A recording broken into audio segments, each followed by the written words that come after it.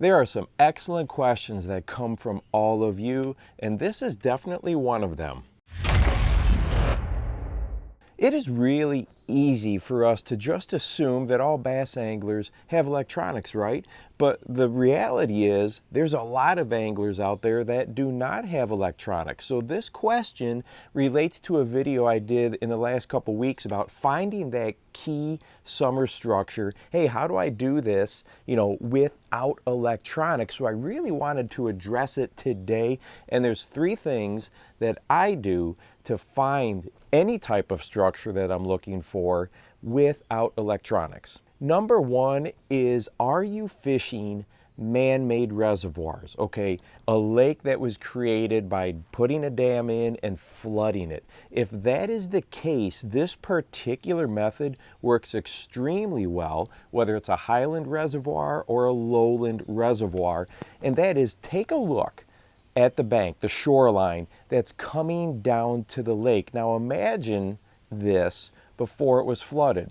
Most often that shoreline composition or angle is going to continue quite a ways into the water. So if I'm in my boat and I'm running down the lake and I have a very particular type of structure composition I'm looking for as far as slope, even makeup as far as, maybe chunk rock, gravel, pea gravel, that type of stuff. Take a look at that shoreline, take a look at that bank.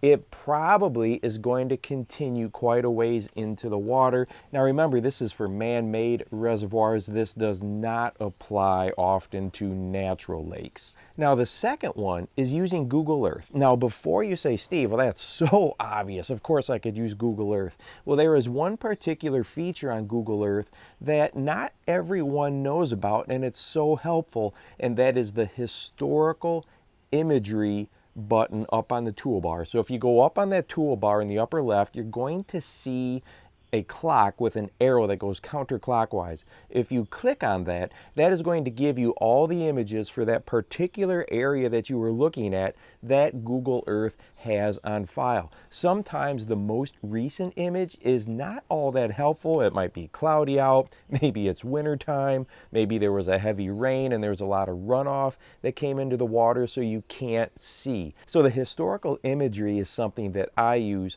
all the time, not only to take a look under the water. If it's slightly stained or clear, you can really see that structure, that bottom composition, but also to check out how has this body of water changed over time. And if you take a look at a lot of rivers with historical imagery, there's a pretty big difference, especially in the bend. So I think that you'll find that is quite helpful as well.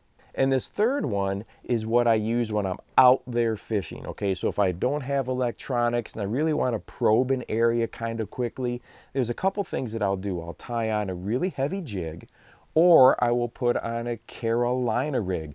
These heavy weights do a few things for us. One, we can cast really far. Two, they sink quickly. And then three, they really telegraph what is down there. It is very easy with a heavier weight to feel that muck, muddy bottom, go into a rocky bottom, and also the drop off.